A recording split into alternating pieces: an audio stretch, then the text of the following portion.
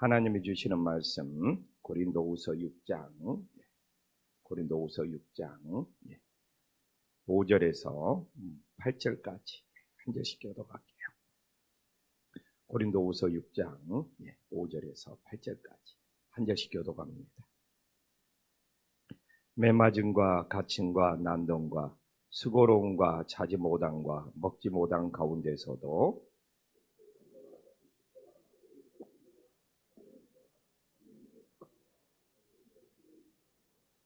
진리의 말씀과 하나님의 능력으로 의의 무기를 좌우에 가지고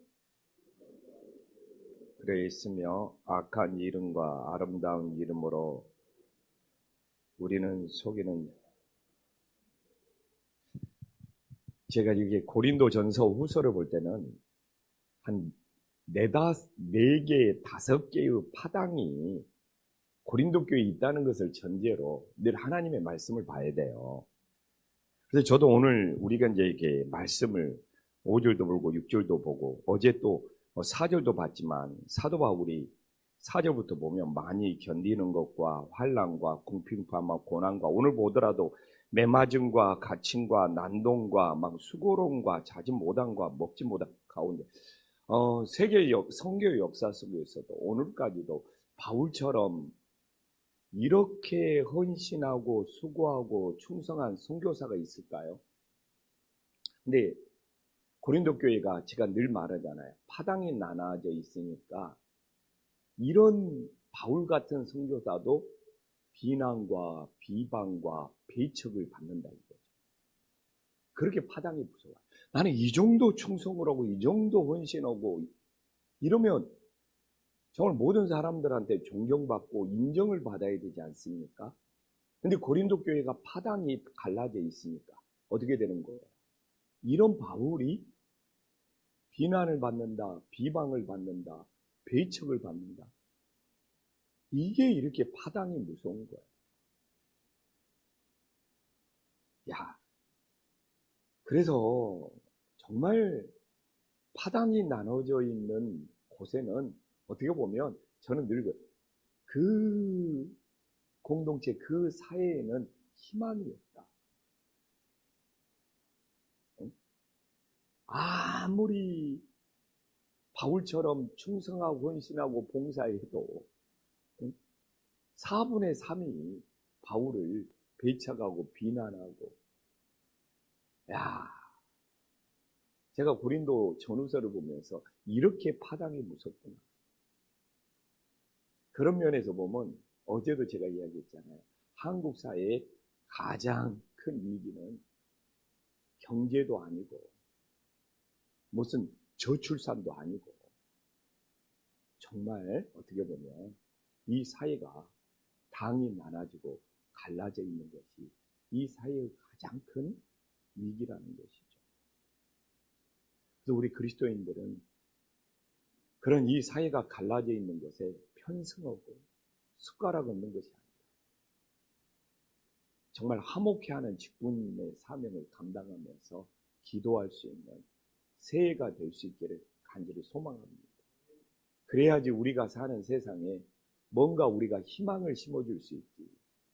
우리도 같이 갈라지고 같이 나누어지고 같이 공격하는 사람이 되어버리면 저는 제가 봤을 때는 정말 2024년 한국 사회에 암울하다.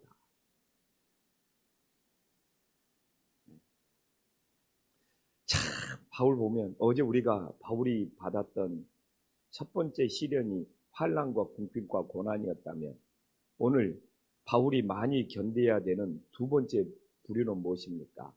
오늘 매맞음과 갇힘과 난동이 나오죠. 다른 사람이 직접적으로 사도 바울의 육체에 가해지는 핍박이잖아요. 어제는 환난과 궁핍과 고난은 인생의 시련이라고 합니다. 시련. 근데 오늘 이제 다른 사람이 직접적으로 사도 바울의 육체에 가해지는 핍박이 오늘 매맞음과 갇힘과 난동이 나옵니다. 그래서 우리가 첫 번째 부류 일반적인 시련, 환난과 궁핍과 곤란은 일반적인 시련이니까 새해에도 우리가 만날 수 있는 일이죠. 그런데 이 사도 바울의 이 두 번째 부류, 직접적으로 육체에 가해지는 핍박, 사실 매맞음과 갇힘과 난도, 이건 핍박이거든요. 이런 육체적인 핍박은 좀 사도 바울 시대에 사도 바울이 많이 받았던 것 같아요. 우리가 뭐 정신적으로 힘들 수는 있지만 저도 목회하면서 이런 육체적인 핍박을 받는다. 이런 육체적인 핍박은 오늘날 저 같은 사람에게는 아무리 내가 뭐 목회하면서 하나님 앞에 충성한다고 해도 이런 육체적으로 가해지는 핍박은 쉽지는 않을 것 같아요.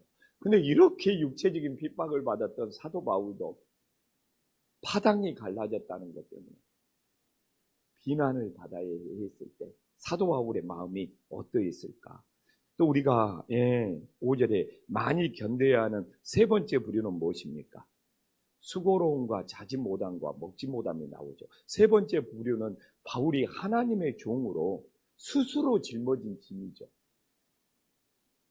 이 세 번째 부류 수고로움, 자지 못함, 먹지 못함은 하나님께 충성하기 위해서 하나님의 복음을 전파하기 위해서 스스로 짊어진 짐.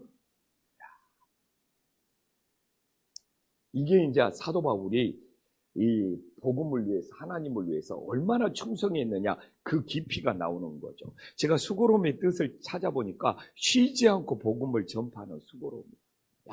쉬지 않고 복음을 전파하는 수고로움. 복음을 전하기 위해서는 어떤 수고로움도 마다하지 않는. 그래서 정말 쉬지 않고 복음을 전파하는 수고로움. 우리는 이 수고로움을 얼마나 힘들어합니까? 많은 사람들이 요새 제일 하기 싫은 것이 수고로움이에요. 그냥 교회에서 왜 헌신 않고, 왜 봉사 않고, 왜 직분 안 맡았습니까? 그거 뭐 수고롭거든요. 내가 뭐라도 하나 직분을 맡아놓으면, 뭐라도 무슨 부서에 하나 일을 하나 맡으면 그 일이 수고롭거든요. 그러니까 나 그 수고로워서 안 한다고. 나 그냥 내가 알아서 그냥 다 봉사하니까. 나 그 수고로운 거 나 정말 하기 싫으니까 맡기지 말라고. 정확히 그런 뜻입니다. 그러나 사도 바울은 그 수고로움이 있어야지 복음을 전할 수 있다는 거예요. 그래서 쉬지 않고 복음을 전파하는 수고로움. 또한 자지 못함. 복음의 때를 놓치지 않기 위해서 내가 자고 쉬다가 복음을 전하는 시기를 놓쳐버릴까 봐, 복음을 전하는 때를 놓쳐버릴까 봐. 그 다음에 먹지 못하면 복음을 전하는 것이 중요하지 먹고 마시는 것이 중요하다는 것이 아니에요. 다 자고 다 먹다 보면 복음을 전할 수 없다는 이 사도 바울의 간절한 심정 놀랍지 않습니까? 사실 우리가 범접할 수 없고 우리가 따라갈 수 없죠. 어떤 수고로움도 감내. 잠자는 것까지도 포기하면서 그 당시에는 걸어서 이동해야 됩니다. 때를 놓치지 않기 위해서. 그리고 정말 사도 바울은 먹는 것에 연연하지 않고 생명을 살리는 것. 그래서 우리가 이런 거 보면 교회에서 내가 무슨 일을 맡네 안 맡네 이 수고로운 것 같고 아둥바둥하고 자지 못하는 것 때문에 새벽을 못 깨우고 또 그냥 교회에서 그냥 먹는 것 같고 그냥 이러쿵 저러쿵 하는 모습을 보면 사도 바울처럼 우리가 정말 복음에 목숨 건 사람들입니다. 복음에 마음을 다한 사람들입니다. 정말 우리 자신을 부끄럽게 만드는 거죠. 그렇다고 지금 나도 이런 수고로움, 자지 못함, 먹지 못함을 견디지 못하는 생활 습관이잖아요. 그런 시대에 살고 있는 우리가 누구에게 또 이런 것을 강요할 수 있겠습니까? 그러나 사도 바울은 이렇게 복음을 전했고 이렇게 복음을 전한 사도 바울도 고린도 교회가 당이 나눠져 있으니까 비방을 받는 그런 모습을 우리가 보게 되는 것이죠. 그래서 저도 새해 보면서 나와 좀 생각이 다르고 나와 정치적인 색깔이 다르고 그래도 이제 내가 더 성숙해져야 되잖아요. 새해는 정말 나와 다른 사람들 비방하지 말고 그들을 위해서 기도해 주면서 내 신앙의 인격이 더 성숙해야 되겠구나. 내가 더 성숙해져야지. 내가 누구를 잘못했다고 손가락질하는 것이 아니라 그런 마음을 이렇게 고린도 후서를 보면서 많이 느끼게 되네요. 또 6절에 보면 진짜로 6절에 사도 바울이 이런 고난과 핍박 속에서 자기 자신을 인격적으로 신앙의 인격, 그리스도의 장성한 분량까지 자라나고 싶어요. 그래서 우리가 내 인생에 이렇게 시련이나 고난이나 뭐 앞에 뭐 4절부터 보면 뭐 이렇게 또 육체적인 핍박이나 요새는 뭐 우리가 육체적인 핍박은 안 당하더라도 육체가 아플 수 있잖아요. 우리 육신이 아프거나 또 이렇게 막 수고로움이나 내 인생이 있을 때 사도 바울이 6절에 보면 자기의 인격이 자라나고 그리스도의 장성한 분량이 되고 예수님을 닮아가고 싶은 분이 6절 후반부에 세 가지가 나옵니다. 하나는 뭡니까? 깨끗함이죠. 야, 지금 우리는 이 깨끗함을 그냥 보면 안 돼요. 앞에 사도 바울이 육체적인 핍박이나 정말 수고로움이나 자지 못함이나 먹지 못함 이런 수많은 일들을 겪었음에도 불구하고 예수님 앞에서 사도 바울이 예수님을 닮아가고 싶은 신앙의 인격, 신앙의 성숙이 뭡니까? 깨끗함이라는 것이죠. 야, 이런 일을 당했는데 사도 바울이 이건 영적인 순결이죠. 저도 어떻게 이 영적인 순결을 지켜갈 수 있을까? 두 마음을 품지 않는 것이죠. 영적인 순결이 두 마음을 나 같으면 막 수고롭고 자지 못하고 먹지 못하고 막 육체적인 핍박 당하고 그러면 내가 이렇게 힘들고 어려운데 계속 내가 복음을 전파해야 돼? 이런 갈등을 느끼는 것이 두 마음이라는 것이죠. 근데 사도 바울은 깨끗해요. 영적인 순결이 있어요. 이런 모든 상황 속에서도 복음을 전해야 된다는 이 목표를 잃어버리지 않아요. 이게 깨끗함이라는 거예요. 그래서 나도 목회하면서 늘 이 깨끗함, 이 영적인 순결, 두 마음을 품지 않는 것. 내가 목회하면서 힘든 일이 있고 어려움이 있고 고난을 당할지라도 내가 목회를 계속해야 돼. 목회 말고도 다른 일이 있는데 이런 생각을 가지면 깨끗함이 아니라는 것이죠. 영적인 순결이 아니죠. 왜? 두 마음을 품어버립니다. 목회 말고도 다른 일을 할 수 있으니까 이게 두 마음을 품어버립니다. 우리 성도님들은 그럴 수 있잖아요. 교회 다니면서 뭐 이렇게 충성하고 봉사해서 사람들은 막 그냥 손가락질하고 뭐라고 막 이렇게 안 좋은 소리도 하는데 내가 교회 다니면서 계속 봉사해야 돼? 아니면 내가 교회를 계속 다닐 필요가 있어? 그냥 집에서 온라인으로 예배 드리면 사람들한테 말도 안 듣고 그렇지? 이제 이런 것들이 예를 들자면 이 시대에 두 마음을 품는 것이겠죠. 이 두 마음이라는 것은 수시로 찾아오는 거예요.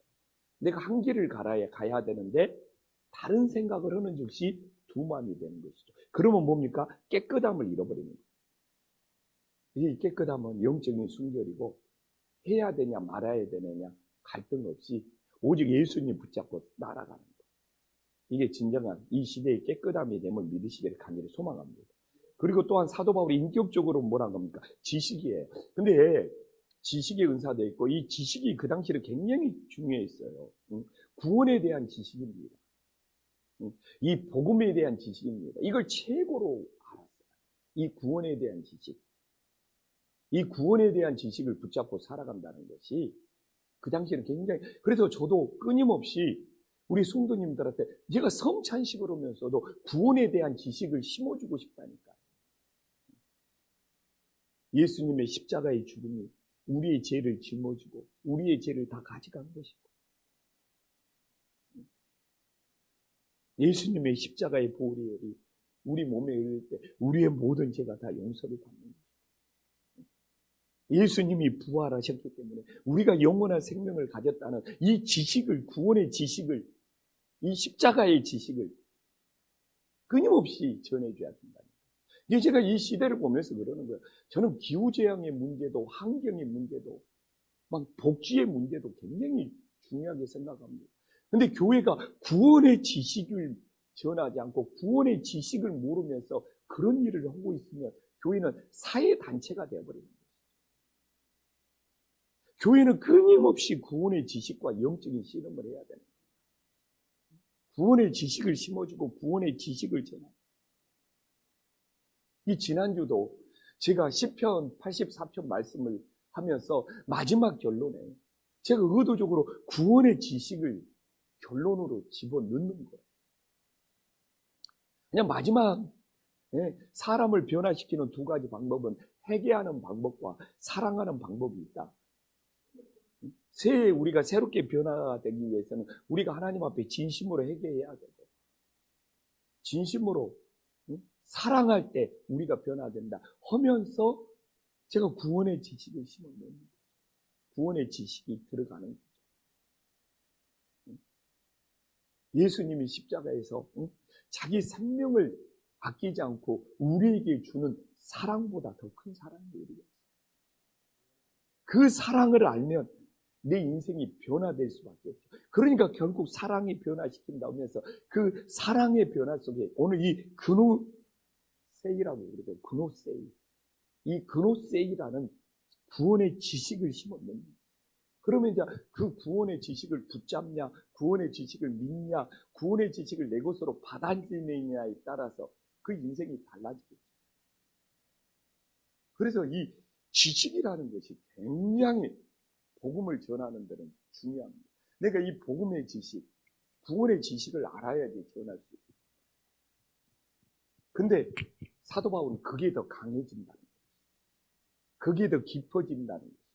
그게 더 견고해진다는 거예요. 그리고 오래 참음이 나오잖아요. 이게 오늘 이 모든 것들은 견디는 거예요. 우리가 어제 말했지만 하나님의 일꾼으로 견디는 거예요. 이 견디는 것 속에서 환난, 궁핍, 고난, 매맞음, 갇힘, 난도 오늘 이 오래 참음까지 나오는 거예요. 이거 뭡니까? 모욕을 당해도 상해를 당해도 보복하지 않고 견디는 거예요. 이 오래 참음이 굉장히 아름다워요. 누가 나에게 모욕을 줬어요. 누가 나에게 사도 바울은 상해, 몸에 상처까지 받았어요. 그러나 노하지 않고 보복하지 않고 오래 참는 거예요.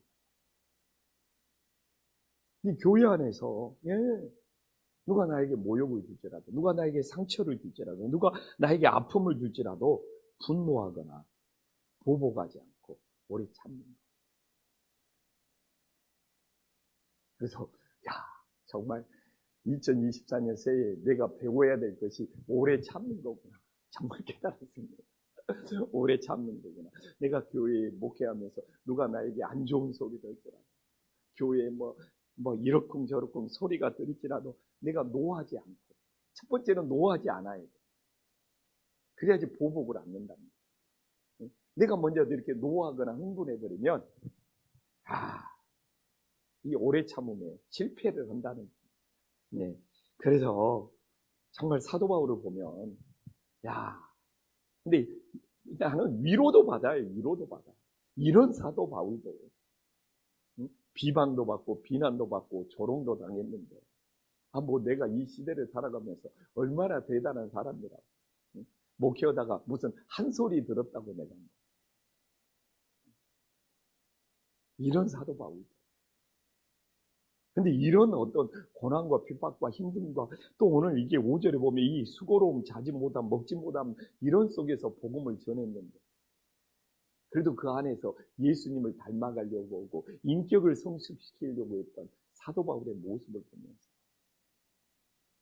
새해 정말 오늘 이 6절에 내가 어떻게 영적인 순결의 깨끗함을 지킬 수 있을까? 내가 어떻게 이 구원의 지식을 붙잡고 그 구원의 지식을 정말 사람들한테 전할 수 있을까? 또한 모욕이나 수치나 조롱을 당했을 때 어떻게 내가 이렇게 노하지 않고 보복하지 않고 그들을 위해 기도하면서 오래 참을 수 있을까? 정말 이런 2024년이 되어서 예수님을 더 닮아갈 수 있는 은혜의 역사가 있기를 간절히 소망합니다. 기도하겠습니다. 천지의 주제시여 지극히 높으신 하나님 아버지, 우리가 이 시대를 살고 있지만 사도 바울처럼 고난과 핍박과 정말 헌신과 그 충성 속에서 복음을 전했던 사람이 누가 있습니까? 주님, 그러나 우리들이 사도 바울의 그 중심은 본받게 하여 주시사 정말 내가 수고로움 때문에 복음 전하는 것을 포기하지 않게 하여 주시옵시고, 내가 잠을 자고 내가 더 먹는 육신의 편안함에 갇혀서 혹시 예수님을 증거하는 것에 소홀히 하는 우는 법하지 않게 하여 주시옵소서. 주님, 그런 고난, 그런 핍박, 그런 어려움 속에서도 사도 바울은 끊임없이 예수님을 닮고자 했고 그의 신앙의 인격이 더 성숙했던 것. 2024년 새해에도 우리가 본받게 하여 주시옵소서. 주님, 무엇보다도 이 시대 이 깨끗함, 이 영적인 순결, 이 두 마음을 품지 않는 이 깨끗함을 지킬 수 있는 2024년 새해가 되게 하여 주시옵소서. 정말 우리가 힘든 일을 만나면 우리는 두 마음이 찾아옵니다. 해야 되냐 말아야 되냐, 이 길 말고도 다른 길이 없지 않느냐, 이런 두 마음에 시험 들지 않게 하여 주시옵시고, 우리는 영적인 순결 깨끗함을 가지고 오직 복음의 한길을 갈 수 있는 믿음의 자녀가 되게 하여 주시옵소서. 주님, 이 땅의 교회들이 구원의 지식, 이 그노세이, 이 구원의 지식이 무너지면 교회는 사회단체에 불과합니다.